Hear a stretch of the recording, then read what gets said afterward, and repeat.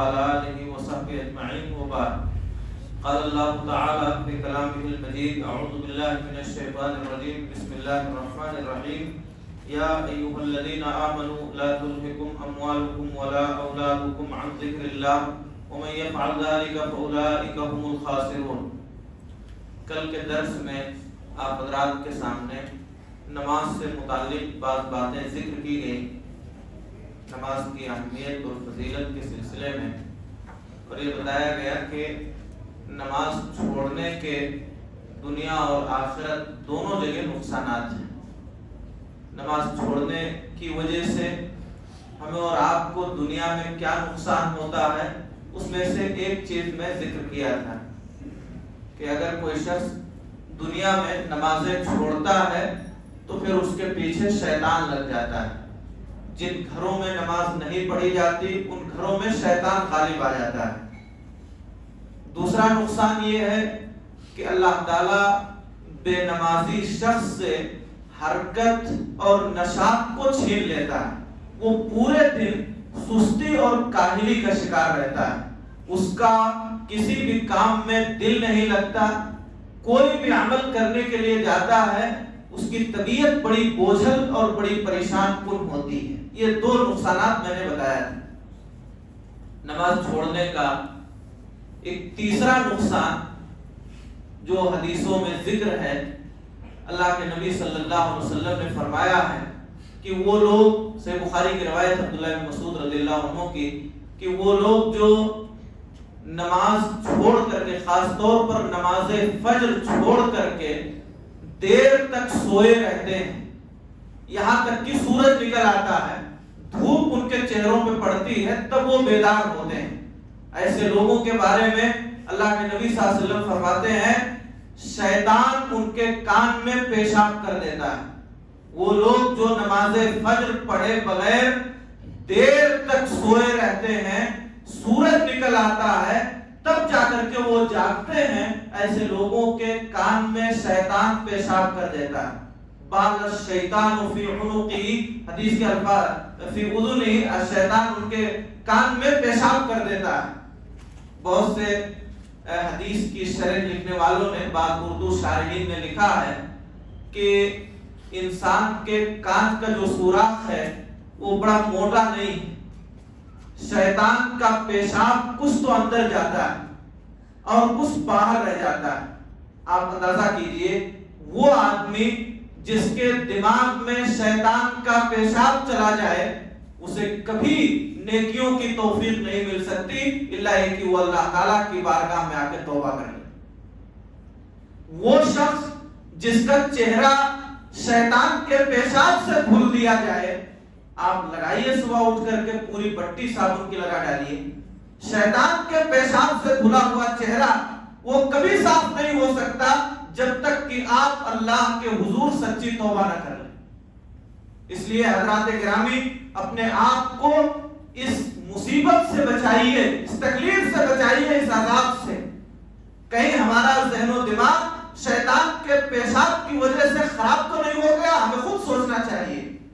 کہیں ہمارے چہرے کی رونق جو ختم ہو گئی ہے، ہمارے چہروں پر جو نور ہونا چاہیے، جو روشنی ہونی چاہیے، جو چمک ہونی چاہیے تھی، کہیں ایسا تو نہیں کہ اسی کی وجہ سے غائب ہے؟ نبی کریم صلی اللہ علیہ وسلم نے فرمایا ہے نماز نور ہے، نماز نور ہے. وہ آدمی جو نماز پڑھتا ہے پنج وقتہ جماعت کے ساتھ، اس کے چہرے پر ایک عجیب نورانیت رہتی ہے. اللہ تعالیٰ کی طرف سے اس کا چہرہ چمکدار رہتا ہے. وہ گورا رہے نہ رہے مگر نماز کا جو نور ہے، جو نماز کی روشنی ہے، اس کے چہرے پر آیا رہتی ہے، جھلکتی. اگر آپ چاہتے ہیں کہ آپ کے چہرے پر نور رہے، آپ کے چہرے پر چمک رہے، روشنی رہے، تو آپ اللہ کے سامنے اس چہرے کو جھکائیے. اور آپ اگر چاہتے ہیں کہ آپ کا چہرہ بدنما رہے، بدصورت رہے، تو پھر آپ جس صورتحال میں ہیں اسی کو باقی رکھیے. حضرات گرامی، اپنے آپ کو بدلیے، نماز پڑھیے. دیکھیے ہمارے نبی جناب محمد الرسول اللہ صلی اللہ علیہ وسلم، اللہ تعالیٰ نے آپ کو رحمت للعالمین بنا کر کے بھیجا. آپ ساری دنیا کے لیے رحمت بنا کے بھیجے گئے، انسانوں کے لیے، جانوروں کے لیے، چرند و پرند کے لیے، سب کے لیے آپ رحمت بنا کر کے بھیجے گئے۔ آپ مدینہ مکے کی گلیوں سے گزرتے ہیں، پورے گھر کا کوڑا کرکٹ آپ کے جسم پہ ڈال دیا جاتا ہے، مگر آپ بد دعا نہیں دیتے۔ آپ کو پیچھے چل چل کر کے کوئی مجنوں کہتا ہے، کوئی دیوانہ کہتا ہے، کوئی پاگل کہتا ہے، مگر آپ بد دعا نہیں دیتے۔ آپ خانہ کعبہ میں سجدے کی حالت میں ہیں اور اونٹ کی اوجھ لا کر کے آپ کی گردن پر رکھ دی جاتی ہے، مگر آپ بد دعا نہیں دیتے ہیں۔ آپ طائف گئے ہیں، آپ کو پتھروں سے مار مار کر کے لہولہان کر دیا گیا، مگر آپ نے بد دعا نہیں کی۔ یہ نبی رحمت للعالمین مارے گئے، بد دعا نہیں کیا، مگر اسی رحمت للعالمین کا تیور دیکھیے بے نمازیوں کے تئیں۔ اللہ کے نبی صلی اللہ علیہ وسلم فرماتے ہیں، میری خواہش ہے کہ نماز کے لیے اقامت کہی جائے، تکبیر کہی جائے، اور میں ایک آدمی کو نماز پڑھانے کے لیے بڑھا دوں اور چند نوجوانوں کو لے کر کے گاؤں کی گلیوں میں جاؤں، مدینے کی گلیوں میں جاؤں۔ وہ گھر جس میں لوگ ہیں جماعت کے ساتھ نماز کے لیے آ سکتے ہیں مگر نہیں آتے، ایسے گھروں میں آگ لگا دی۔ یہ اللہ کے نبی کا تیور ہے، رحمت للعالمین کا، جو مارے گئے بد دعا نہیں کیا، پتھروں سے آپ کو لہولہان کر دیا گیا مگر بد دعا نہیں کیا۔ آپ دیکھیے اسی رحمت للعالمین کا تیور بے نمازیوں کے تئیں۔ میں جا کر کے گلیوں میں ان گھروں میں آگ لگا دوں جن گھروں میں ایسے لوگ ہیں جو نماز کے لیے جماعت سے آ سکتے ہیں مگر نہیں آتے۔ آپ نے فرمایا اگر ان گھروں میں عورتیں اور بچے نہیں ہوتے، چونکہ عورتوں پر اور بچوں پر جماعت کے ساتھ نماز فرض نہیں ہے، اگر ان گھروں میں عورتیں اور بچے نہیں ہوتے تو میں ان گھروں میں آگ لگا دیتا۔ آپ اندازہ کیجئے حضرات گرامی کس قدر سخت تیور ہے محمد رسول اللہ صلی اللہ علیہ وسلم۔ آپ نے آگ تو نہیں لگائی، گھروں کو آپ نے جلایا نہیں، لیکن آج وہ گھر جن میں بے نمازیوں کی تعداد زیادہ ہے وہ گھر جل رہے ہیں۔ اگرچہ آپ کو دھواں دکھائی نہ دے، آپ کو آگ کے شعلے اور آگ کی لو دکھائی دے نہ دکھائی دے، مگر جن گھروں میں بے نمازیوں کی تعداد زیادہ ہے وہ گھر جل رہے ہیں۔ باپ بیٹے میں جھگڑا ہے، بھائی بھائی میں اختلاف ہے، بیٹی راستے سے بھٹک چکی ہے، بیٹے راستے سے بھٹک چکے ہیں، یہ گھر کا جلنا نہیں ہے تو کیا ہے؟ حضرات گرامی اس لیے اگر ہم اور آپ چاہتے ہیں کہ ہمارا گھر جلنے سے محفوظ رہے، ہمارا گھر اختلاف سے محفوظ رہے، ہمارے گھر کے بچے راہ راست پر رہے، بھٹکے نہ، تو ہمارے لیے ضروری ہے کہ ہم نماز کو قائم کریں، بس وقتہ نمازیں باجماعت ادا کریں، ورنہ ہمارے گھروں میں جو آگ لگے گی وہ بجھے گی نہیں کبھی۔ اللہ کے نبی جناب محمد رسول اللہ صلی اللہ علیہ وسلم کا یہ تیور آپ دیکھیے، ایک موقع پر، ایک جنگ کے موقع پر نبی کریم صلی اللہ علیہ وسلم کی نماز عصر چھوٹ گئی، آپ وقت پر نہیں پڑھ سکے، جنگ میں مشغول تھے، کافروں کی وجہ سے نماز عصر کو آپ وقت پر نہیں پڑھ سکے، صرف ایک نماز عصر، صرف ایک نماز، وہ بھی آپ وقت پر نہیں پڑھ سکے ہیں۔ جن لوگوں کی وجہ سے آپ کی نماز عصر چھوٹی ہے اور آپ ٹائم پر نہیں پڑھ پائے ہیں، ان کے لیے آپ نے بد دعا، میں نے بتایا کہ آپ مارے گئے بد دعا نہیں کیا، پتھر چلائے گئے آپ پر بد دعا نہیں کیا، آپ کو لہولہان کیا گیا آپ نے بد دعا نہیں کیا، مگر وہ لوگ جنہوں نے ایک نماز آپ کی جماعت سے پڑھنے نہیں دی ہے، آپ نے ان کے لیے ہاتھ اٹھایا اور بد دعا کیا۔ شغلونا عن الصلاۃ الوسطی، ان لوگوں نے ہمیں نماز عصر سے مشغول کر دیا، نہیں پڑھنے دیا ٹائم پہ۔ ملأ اللہ بیوتہم وقبورہم نارا، اللہ تعالیٰ ان کے گھروں کو اور ان کی قبروں کو آگ سے بھر دے۔ یہ نبی کی بد دعا ہے حضرات گرامی ان لوگوں کے لیے جنہوں نے ایک وقت کی نماز آپ کی ٹائم سے نہیں پڑھنے دی، ان لوگوں کے لیے آپ نے بد دعا کی ہے، اور کس قدر جامع بد دعا ہے۔ آپ سوچئے جب تک ایک آدمی زندہ ہے، سردی سے بچنے کے لیے، گرمی سے بچنے کے لیے، بارش سے بچنے کے لیے، دشمن سے بچنے کے لیے، خوف سے، جب وہ خوف اور دہشت کے عالم میں ہوتا ہے بھاگ کے اپنے گھر میں پناہ لیتا ہے، اور جب ایک شخص مر گیا تو قیامت تک اس کا ٹھکانہ اس کی قبر ہے۔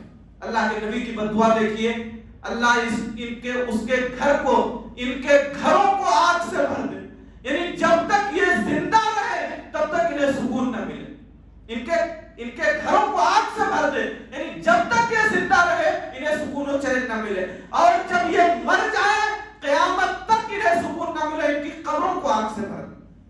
آپ اندازہ کیجئے کس قدر جامع بد دعا محمد رسول اللہ صلی اللہ علیہ وسلم نے ان لوگوں کے لیے کی ہے جنہوں نے ایک وقت کی نماز آپ کی جماعت سے پڑھنے نہیں دی۔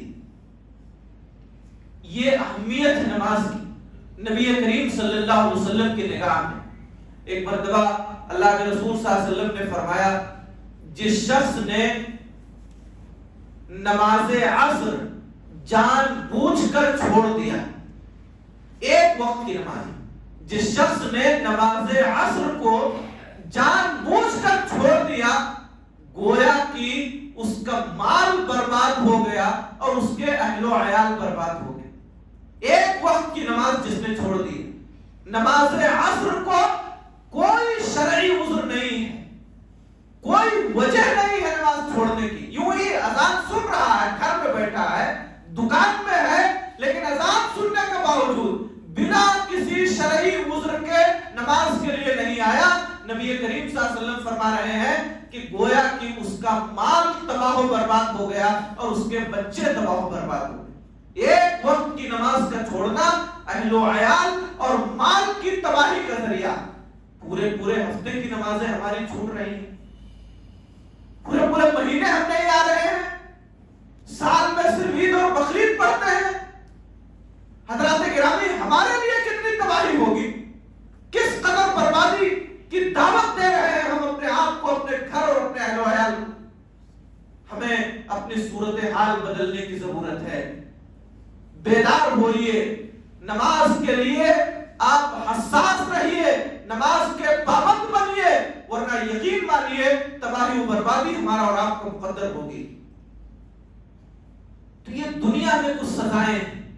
ایک شخص جب انتقال کر جاتا ہے، مر جاتا ہے، تو مرنے کے بعد بھی اگر وہ دنیا میں نماز پڑھ کے نہیں گیا ہے، نمازیں چھوڑ کے گیا ہے، بے نمازی رہا ہے، تو مرنے کے بعد بھی اسے نماز نہ پڑھنے کی وجہ سے بہت ساری سزائیں ملتی۔ نبی کریم صلی اللہ علیہ وسلم فرماتے ہیں، جب ایک مسلمان کو، ایک شخص کو لوگ قبرستان میں دفن کر کے چلے آتے ہیں، فرشتے آتے ہیں، آ کر کے اسے سوال و جواب کرتے ہیں، سوال پوچھتے ہیں، سوال و جواب ہوتا ہے، پھر اس کے بعد عذاب کا سلسلہ شروع ہوتا ہے، اس کے سر کے پاس سے عذاب آنا شروع ہوتا ہے، سرانے سے، سر کے پاس سے۔ نبی کریم صلی اللہ علیہ وسلم فرماتے ہیں، اگر وہ دنیا میں نماز پڑھ کے گیا ہے، دنیا میں نمازی تھا، پابندی سے نماز پڑھا ہے، تو جب سر کے پاس سے عذاب آنے والا ہوتا ہے تو وہاں اس کی نماز کھڑی ہو جاتی۔ قبر میں عذاب کو روکنے کے لیے نماز کھڑی ہو جاتی ہے اور کہتی ہے، ما قبلی مدخل، ادھر سے آنے کا راستہ نہیں۔ قبر میں آپ کی حفاظت کے لیے، آپ کو بچانے کے لیے، عذاب سے آپ کو محفوظ رکھنے کے لیے آپ کی نماز کھڑی ہوگی اور کہے گی، ما قبلی مدخل، عذاب ادھر سے آنے کا راستہ نہیں۔ ذرا سوچئے، اگر ہم نماز پڑھ کے گئے ہیں، ہم نے پابندی سے اللہ کی اس عبادت کو ادا کیا ہے، تو قبرستان میں عذاب کو روکنے والی یہ نماز ہوگی۔ اور اگر ہمارے پاس نماز نہیں، اگر ہم نے نمازیں نہیں پڑھی ہیں، تو قبرستان میں جب سرحانے سے عذاب کا سلسلہ شروع ہوگا تو وہاں روکنے والی، بچانے والی کون سی چیز ہوگی؟ کوئی چیز نہیں ہوگی۔ اللہ کے نبی جناب محمد رسول اللہ صلی اللہ علیہ وسلم فرماتے ہیں، آپ جب معراج میں گئے ایک لمبی حدیث سے بخاری کی حضرت سمرہ رضی اللہ تعالیٰ عنہ کی، جب اللہ کے نبی صلی اللہ علیہ وسلم معراج میں گئے تو آپ نے کئی چیزیں دیکھی، بہت ساری چیزیں دیکھی. کہتے ہیں آپ کہ میں ایک جگہ سے گزر رہا تھا، دیکھتا کیا ہوں کہ ایک شخص ہے جو بہت بڑا پتھر اپنے ہاتھ میں لیے ہوئے، بھاری چٹان اپنے ہاتھ میں لیے ہوئے ہیں، اور اس کے سامنے ایک شخص کھڑا ہے. یہ اس آدمی کے سر پر اسی پتھر سے، بڑے پتھر سے اس کے سر پر مارتا، اس قدر تیز مارتا ہے کہ اس کا سر پھوٹ جاتا ہے اور گدی باہر آ جاتی ہے، پتھر لڑک کر کے دور جاتا ہے. یہ مارنے والا شخص پتھر اٹھانے کے لیے جاتا ہے، جا کر کے وہ پتھر اٹھا کے لاتا ہے، تب تک اس کا سر صحیح ہو جاتا ہے. پھر مارتا ہے، پھر وہی حالت ہوتی ہے، پھر جا کر کے پتھر اٹھا کے لاتا ہے. اللہ کے نبی جناب محمد رسول اللہ صلی اللہ علیہ وسلم نے جب یہ منظر دیکھا تو آپ سے رہا نہ گیا. آپ نے کہا جبریل امین، یہ کون بدبخت ہے جس کو اس طرح پتھر سے مارا جا رہا ہے؟ کون ہے جس کے سر کو پھوڑا جا رہا ہے؟ جبریل امین نے بتایا اللہ کے پاک رسول، یہ وہ شخص ہے جو جانتا تھا کہ نماز فرض ہے، جو جانتا تھا کہ نماز کے لیے آنا ضروری ہے، وہ ینام عن الصلاۃ المکتوبہ، اور اس کے باوجود فرض نمازوں سے غفلت برتتا تھا. یہ شخص جو جانتا تھا کہ نمازیں فرض ہے، اس کے باوجود بھی یہ آ کر کے نماز نہیں ادا کرتا تھا. یہ وہی بے نمازی شخص ہے جس کے سر کو پتھر سے پھوڑا جا رہا ہے. قیامت تک پورے عالم برزخ میں اسے یہ سزا دی جاتی رہے گی. غور کیجیے حضرات گرامی، ایک چھوٹا سا پتھر اگر ہمارے سر پہ لگ جائے ہم اس کی تکلیف برداشت نہیں کر پاتے. سوئی چبھ جائے، ایک کانٹا ہمارے پیر میں چبھ جائے، ذرا سا خون نکلے، اس کی تکلیف ہم سے برداشت نہیں ہوتی ہے. پتھر سے اگر ہمارے سر کو پھوڑا جائے، گدی باہر آ جائے، وہ تکلیف اور وہ درد کیسے برداشت ہوگا؟ اگر ہم اور آپ چاہتے ہیں کہ ہم اس تکلیف سے محفوظ رہیں، ہم اس عذاب سے محفوظ رہیں، تو ہمیں اپنی صورتحال بدلنی ہوگی اور اپنے آپ کو اللہ تعالیٰ کی اس عبادت نماز کے لیے تیار کرنا ہوگا. ورنہ یاد رہے پریشانیاں چاروں طرف سے ہمیں دنیا میں بھی گھیرے گی اور قبر کے میدان قبر میں بھی، مرنے کے بعد بھی ہمارے لیے نماز چھوڑنے کی وجہ سے دشواری اور پریشانی آئے گی. دعا اللہ تعالیٰ ہم سب کو 5 وقتہ نمازیں باجماعت ادا کرنے کی توفیق عطا فرمائے. الہ العالمین، نمازوں کے سلسلے میں ہم سے جو کوتاہی اور کمی ہے اسے دور فرما دے. اللہ ہمیں ہمارے دلوں میں نماز کی محبت پیدا فرما دے. اللہ ہم سب کو، تمام مردوں کو، عورتوں کو، چھوٹوں اور بڑوں کو، سب کو 5 وقتہ نمازیں باجماعت ادا کرنے کی توفیق عطا فرما. اے اللہ جو نمازیں ہم سے چھوٹ گئی ہیں جانے میں، تو ہماری اس غلطی اور خطا کو معاف فرما دے. اے اللہ ہماری اس خطا کو معاف فرما دے. نمازوں کے تئیں ہمیں محبت کرنے والا، حساس رہنے والا، چاق چوبند رہنے والا بنا دے. پروردگار عالم تمام نمازوں کو، خاص طور پر نماز فجر کو ہمیں باجماعت ادا کرنے کی توفیق عطا فرما. اے اللہ ہم سب کو نیک عمل کی توفیق عطا فرما. ہر طرح کے گناہوں سے بچنے کی توفیق عطا فرما. الہ العالمین، ماہ رمضان میں کثرت سے عبادت کی توفیق عطا فرما. جو بھی تھوڑے بہت عبادتیں ہم سے ہو جائیں، اے اللہ تو انہیں قبول فرما لے اور ہماری عبادتوں اور نیکیوں کو ہماری دنیا اور آخرت کی نجات و کامیابی کا ذریعہ بنا دے. اے اللہ ہمیں جب تک دنیا میں زندہ رکھ، ایمان و اسلام پہ زندہ رکھ، جو ہمارا خاتمہ ہو ایمان و اسلام پر ہو.